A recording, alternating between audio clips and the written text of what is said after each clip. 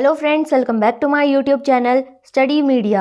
आज मैं आपके लिए लेकर आई हूँ उड़ान अभ्यास कार्यपत्रक क्लास 7th इतिहास का पाठ 1, जिसका नाम है हर्षवर्धन और तत्कालीन समाज। अगर आप मेरे चैनल पर नए हैं और अभी तक आपने मेरे चैनल को सब्सक्राइब नहीं किया है तो प्लीज़ मेरे चैनल को सब्सक्राइब कर लें। मैंने अपने चैनल की प्लेलिस्ट बनाई हुई है, आप जिस भी लेसन को देखना चाहते हैं प्लेलिस्ट में जाके देख सकते हैं। तो चलिए कार्यपत्रक 1 शुरू करते हैं। प्रश्न 1, आपके घर में आमदनी और खर्चे का हिसाब किताब कौन करता है? इसका उत्तर है पिताजी। प्रश्न 2, आपके कर में अधिकतम फैसले किसके द्वारा दिए जाते हैं? इसका उत्तर है पिताजी या दादाजी। प्रश्न 3, आपके गांव अथवा शहर में नाली, सड़क, विद्युत आदि व्यवस्था को ठीक बनाए रखने की जिम्मेदारी किसकी है? इसका उत्तर है ग्राम पंचायत और नगर निगम। प्रश्न 4, मुखिया और शासक किसे कहते हैं? इसका उत्तर है ग्राम पंचायत का प्रधान मुखिया कहलाता है, शासन करने वाला व्यक्ति शासक कहलाता है।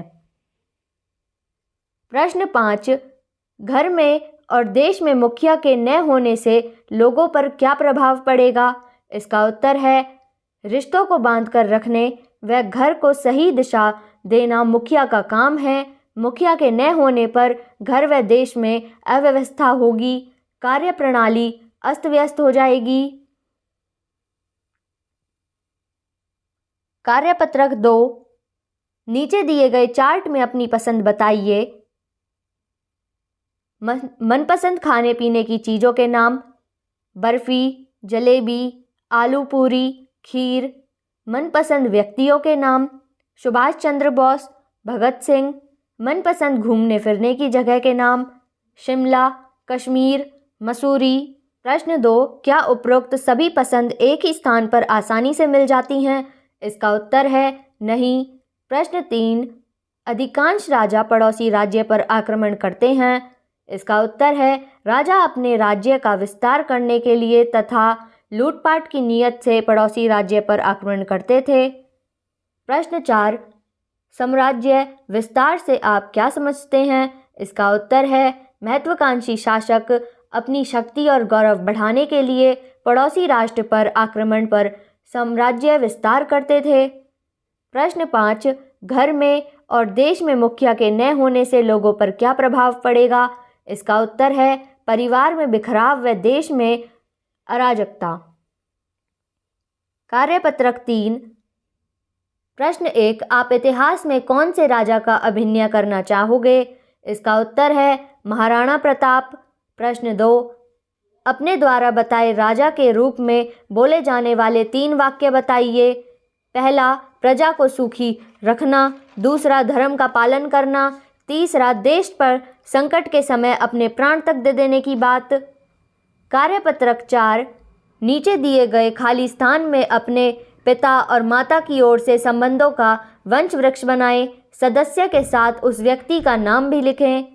दादा दादी का नाम, माता पिता का नाम, चाचा चाची का नाम, पुत्र पुत्री। कार्यपत्रक 5, नीचे के स्थान में राजाओं द्वारा युद्ध लड़ने वाले अस्त्र शस्त्र जैसे धनुष, बाण, तलवार, भाला, गदा आदि का रेखा चित्र बनाएं। आप चाहें तो अपने मनपसंद रंगों को भी भर सकते हैं। कार्यपत्रक 6, जरा सोचकर निम्न तालियां भरें। राजाओं के समय में लोगों के जीवन से जुड़ी वस्तुओं के नाम जो आज भी चलन में हैं। पहला, तांबे के बर्तन, मूर्तियां। दूसरा, कपड़ों की छाप। तीसरा, धातु के सिक्के। ऐसी वस्तुओं के नाम जो आज भी चलन में नहीं हैं। पहला, ताम्रपत्र। दूसरा, पत्थरों के औजार। तीसरा, कांसा धातु। कार्यपत्रक 7, पहला, अपने माता पिता के बचपन की मूलभूत जानकारी लिखें। पहला, भोजन, वस्त्र, शिक्षा, खिलौने आदि। दूसरा, आपको अपने माता पिता के बचपन के बारे में कहाँ से पता चला? इसका उत्तर है दादा दादी, नाना नानी। तीसरा, इतिहास की जानकारी के साधन कौन कौन से हैं? इसका उत्तर है लिखित अभिलेख, ताम्रपत्र, किले, मिट्टी के बर्तन, नगर। कार्यपत्रक 8, अपने महान देश भारत पर कविता लिखें। मेरा देश महान है, ऊंची इसकी शान है, सब देशों से प्यारा है, सारे जग से न्यारा है। कार्यपत्रक 9, अपने राज्य को छोड़कर भारत का कौन सा राज्य आपको अच्छा लगता है, उस राज्य के बारे में आप क्या जानते हैं? मुझे हिमाचल के शिमला में रहना अच्छा लगता है क्योंकि यहाँ की जलवायु स्वच्छ तथा ठंडी है। पूरे वर्ष मौसम सुहाना रहता है। धरती पहाड़ों और पेड़ों से भरी रहती है। पेड़ पौधों फलों से लदे रहते हैं। यहाँ पर अनेक दर्शनीय स्थल हैं। कार्यपत्रक 10, विशेष दिन अपने मनपसंद राजा की वेशभूषा धारण करके कक्षा में आएं। आप अपने जन्मदिन पर भी ऐसा कर सकते हैं। कार्यपत्रक 11, खाली स्थान भरें। हर्षवर्धन का जन्म 5 जून 590 ईस्वी को थानेश्वर में हुआ था। उसकी माता का नाम यशोमती तथा पिता का नाम प्रभाकर वर्धन था। हर्षवर्धन का राज्याभिषेक खेलकूद की आयु में हुआ था। उसने नालंदा विश्वविद्यालय को 200 गांव दान दिए।